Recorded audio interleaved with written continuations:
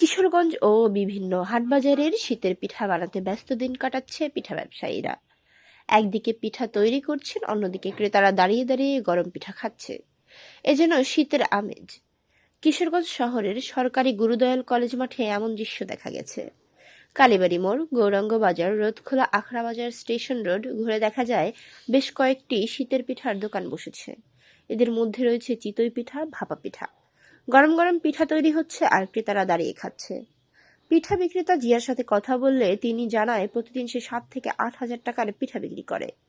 তার এখানে 10 টাকা থেকে 50 টাকা পর্যন্ত দামের পিঠা পাওয়া যায়। সে দীর্ঘদিন যাবৎ পিঠা বানিয়ে বাজারে বিক্রি করছে। একদিক থেকে পিঠা বানিয়ে অন্য দিক থেকে তুলে তুলে ক্রেতার হাতে দিচ্ছে।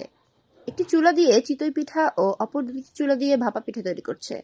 অপরদিকে জুনায়েদের মতে কিশোরগঞ্জ শহরে আরো কমপক্ষে 20 থেকে 25টি শীতের পিঠার দোকান রয়েছে। এসব দোকান থেকে লোকজন পিঠা খাচ্ছে, আবার কেউ কেউ কিনে বাসা বাড়িতে নিয়ে যাচ্ছেন। ক্রেতা রকি বলেন, প্রতিদিন গরম গরম পিঠা খেতে ভালো লাগছে। নিজে খেয়েছি, বাসার জন্য পিঠা কিনে নিয়েছি।